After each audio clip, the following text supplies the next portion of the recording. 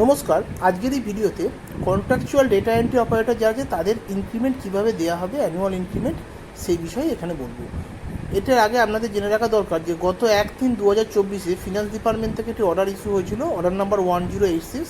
তাতে বলা আছে যে কন্ট্রাকচুয়াল ডেটা এন্ট্রি অপারেটর যারা আছে তারাই অ্যানুয়াল ইনক্রিমেন্ট পাবে, এবং সেটি কী হারে পাবে তার সমস্ত ডিটেলস এই অর্ডারের শেষে একদম একটা সিট করে দেওয়া আছে। সেইটিকে দেখে নিয়ে তারপরেই আপনারা এই ইনক্রিমেন্টে ইনিশিয়েশন করবেন, কারণ এখানে তার ইনিশিয়াল এমুনেশন কী এবং তার কী হারে ইনক্রিমেন্ট পাবে তার সমস্ত ডিটেলস এই সিটে এখানে দেওয়া আছে।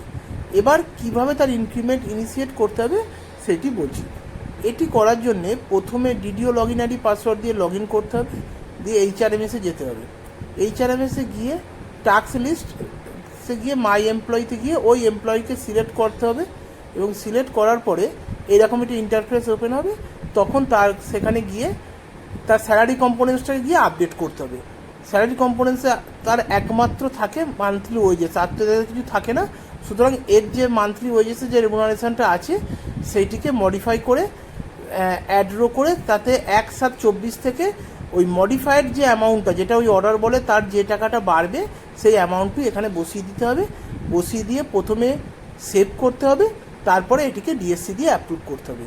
এটি হচ্ছে ইনক্রিমেন্ট দেওয়ার পদ্ধতি।